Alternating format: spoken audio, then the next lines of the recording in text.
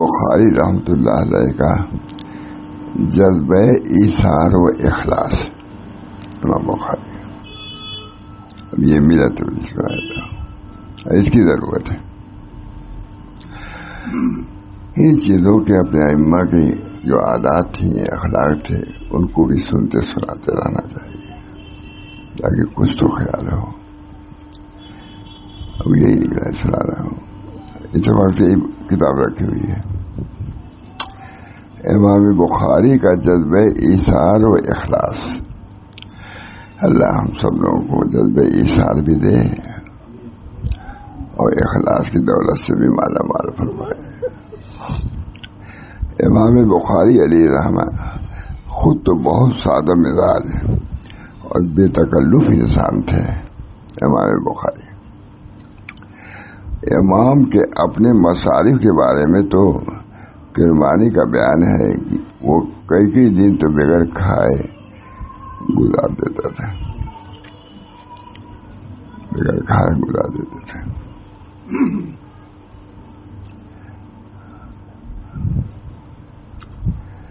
امام بخاری کا جذبہ ایثار و اخلاص. امام بخاری علیہ رحمہ خود تو بہت سادہ مزاج اور بے تکلف انسان تھے. امام کے اپنے مصارف کے بارے میں تو کرمانی کا بیان ہے وہ کئی دن بغیر کھائے گزار دیتے تھے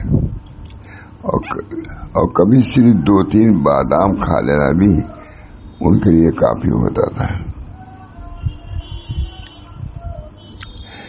لیکن اس کے ساتھ امام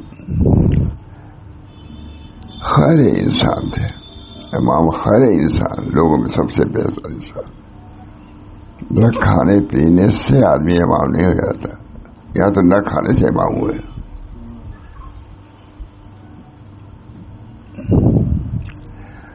اپنی تجارت سے حاصل کیا ہوا نفع طلبہ و محدثین پر صرف فرماتے تھے.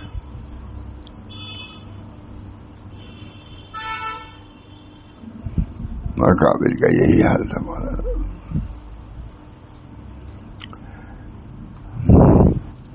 اپنی تجارت سے حاصل کیا ہوا نفع طلبہ و محدثین پر صرف فرماتے تھے. مرقات شرح مشکات میں ہے کہ امام ہر ماہ فقراء و مساکین طلبہ و محدثین پر اپنی آمدنی سے 500 درہم صرف فرماتے تھے. امام کی بے نفسی کا واقعہ عبداللہ ابن محمد سیارفی بیان کرتے ہیں کہ میں ایک دن امام کے مکان پر حاضر ہوا. امام بخاری کی باندی اس طرف سے گزری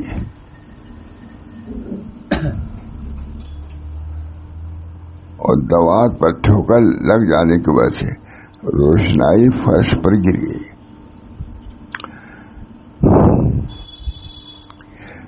حضرت امام نے ناراضگی کا اظہار فرماتے ہوئے کہا، کس طرح چلتی ہے؟ باندی کو کہا کس طرح چلتی ہے؟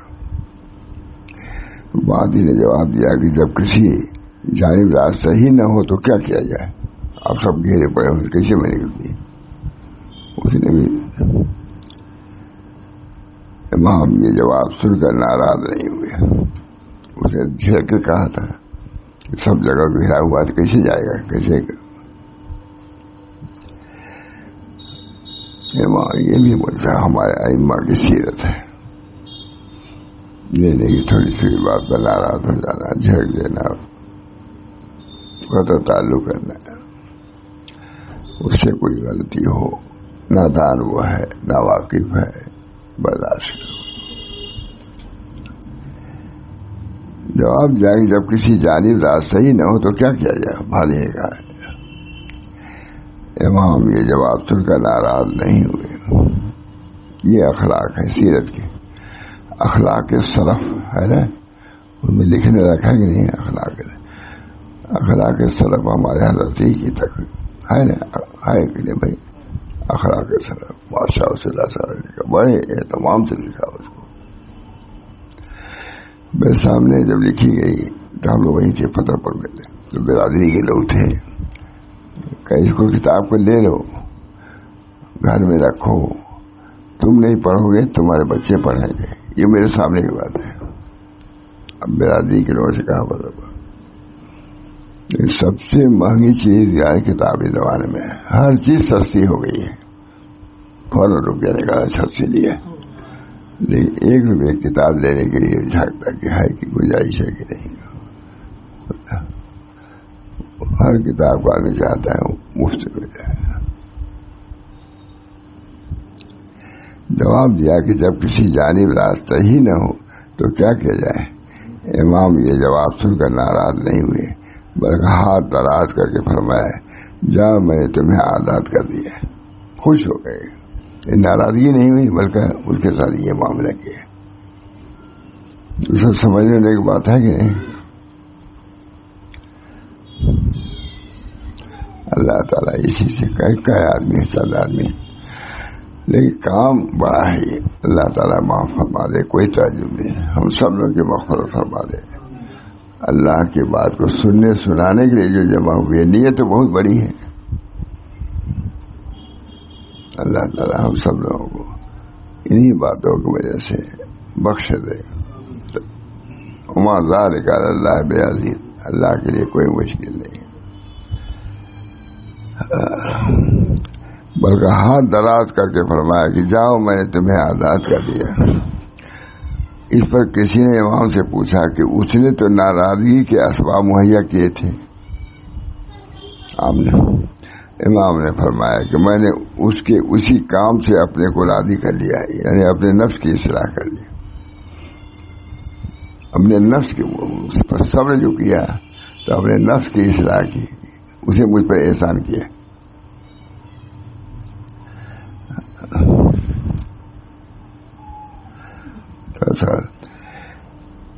امام بخاری اس اخلاق کے اس بات سے سنت ہے امام بخاری کے. امام بخاری کا سنت کے ساتھ شغف، جس طرح صحابہ کرام کو رسول اللہ صلی اللہ علیہ وسلم کے ہر عمل کو اپنانے کا بے انتہا شوق تھا، اسی طرح ہر وہ انسان جس سے آپ کے ساتھ شغف خاطر ہوگا اس کو ضرور آپ کے اعمال اختیار کرنے کا بھی اشتیاق ہوگا.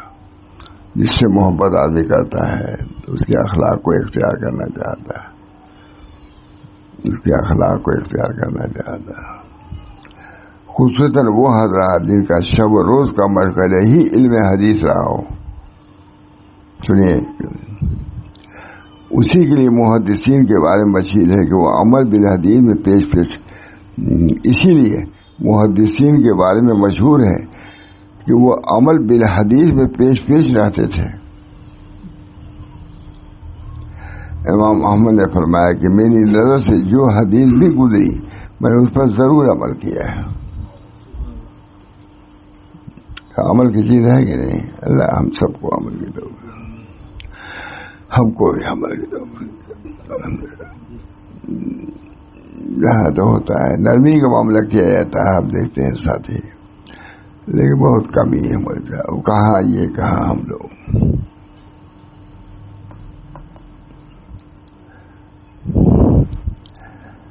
امام احمد نے فرمایا کہ میری نظر سے جو حدیث بھی گزری میں نے اس پر ضرور عمل کیا ہے. ہم سب کے لیے ہی مطلب جب امام بخاری تو ہم لوگ اس کی مستحق نہیں کیے کریں. حتیٰ کہ جب مجھے یہ معلوم ہے کہ آپ نے پچھنے لگوائے اور حجام کو اس کی اجرت 1 دینار عنایت فرمائی تو میں نے بھی پچھنے لگوا کر حجام کو 1 دینار دیا. دوسرے اور محدثین سے بھی اس قسم کے جملے منقول ہیں کہ ہم حدیث یاد کرنے کے لیے اس پر عمل کرتے ہیں.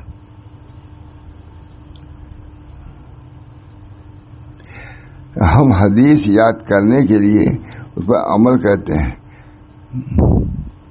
تاکہ وہ یاد ہو جائے. یہی مطلب عمل کی جائے.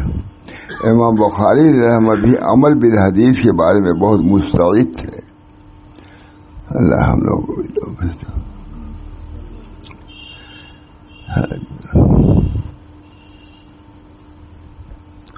آخر میں حضرت السلام پر بہت زور دیتے تھے. آؤ سلام کرو، مصافحہ کرو. بعد میں حضرت کے بہت خاص آدمی گئے، سلام نہیں کیا. ابھی معمولی بات نہیں ہے، آپ سمجھ جائیے. کہا تمہیں سلام نہیں کیا، جا باہر. آپ نے کہا یا اللہ ان کو کہہ رہے ہیں حضرت. جب باہر آ کہا السلام علیکم. تصور بھی نہیں ہو سکتا کہ حضرت جب آ جاتے تھے عمل پر، عمل بالحدیث اسی میں پڑھ رہے تھے. اشعر پڑھ رہے تھے. پڑھ دو. جو پیر شدی حافظ، جو پیر شدی حافظ از میں کدب بے روشو رندی و حوصلہ کی درحد شباب والا. کیا عمدہ شعر ہے وہ. میں نے خود سنا. حضرت ٹہل رہے تھے، اسے ان کا کمرہ تھا اتنا رہا ہوگا. ٹہل رہے تھے، صاحب جب تو تھے ہی. جو پیر شدہ اکیلے اور ٹہل رہے تھے، آئیے پڑھ رہے تھے. میں پہنچ گیا. تب یہ یاد نہیں کہ فوراً بند کر دیا. یہ پڑھا ہی تبھی تو سنا میں نے. جو پیر شدی حافظ از میں کدہ بے روشو رندی و حوصلہ کی در عہد شباب اولا. یہ سب آ کر ناز و انداز جوانی میں سے دیتا ہے، بڑھاپے میں نہیں. جو پیر شدی حافظ از میں کدہ بے روشو.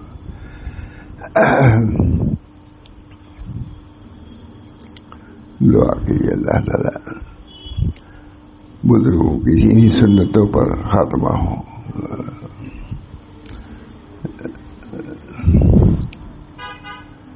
امام بخاری بھی عمل بالحدیث کے بارے میں بہت مستعد تھے. انہوں نے اس سلسلے میں یہ ضروری نہیں سمجھا کہ وہ جو بھی کام کریں وہ علمی ہی ہو، مگر جس چیز کا ثبوت حدیث سے ہو جائے اس پر عمل کرنا چاہیے. حضور نے یہ کام کیا ہمیں تو نہیں معلوم ہو جائے تو کام کر لو. کتنا عامل بالاحادیث.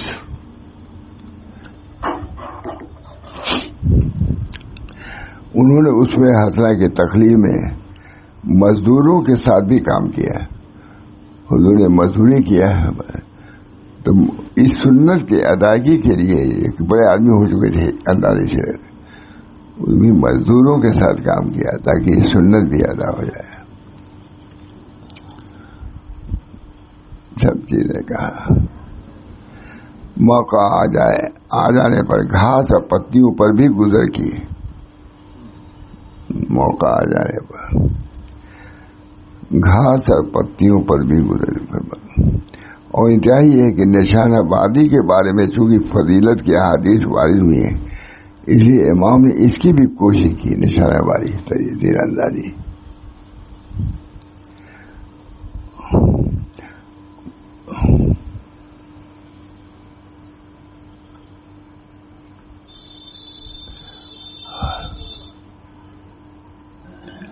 اور بخاری کے بیان کے مطابق اس قدر اچھے تیر انداز تھے کہ بارہ امام کے خدمت میں حاضری کے باوجود انہوں نے صرف 2 مرتبہ کے علاوہ کبھی امام کا نشانہ چوکتا ہوا نہیں دیکھا. ایک مرتبہ کا واقعہ ہے کہ امام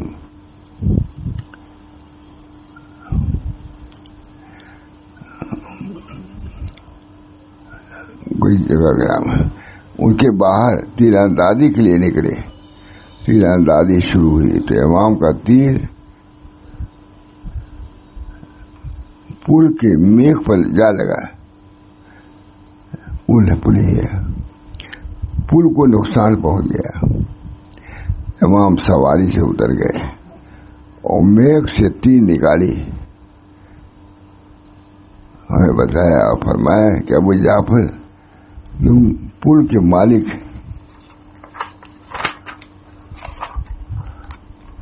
پل کے معاملے کے پاس جاؤ اور اسے کہنا کہ تمہارے پل کو نقصان پہنچ گیا ہے.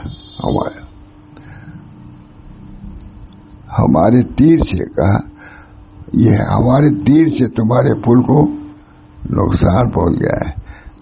اس لیے یا تو ہمیں پل کی مرمت کی اجازت دو، ورنہ ہم سے اس نقصان کا تاوان لے لو۔ معاملے کی صفائی ہوئی ہے تاکہ ہم کسی صورت غلطی کی تلافی کر سکیں۔ کسی صورت سے غلطی کی پل کے مالک حمید بن افضل نے جواب میں کہا بھیجا ہے کہ امام سے میرا سلام کہنا اور کہنا کہ آپ بہر صورت بے قصور تھے، میری تمام دولت آپ پر قربان ہے۔ امام بھی ایسے ہی، وہ امام بھی ایسے ہی، یہ امام دنیا بھی ویسے ہی۔ پیغام پہنچنے پر امام بخاری نے 500 احادیث بیان فرمائی اور فقراء و مساکین پر 300 درہم بطور صدقہ تقسیم کرایا۔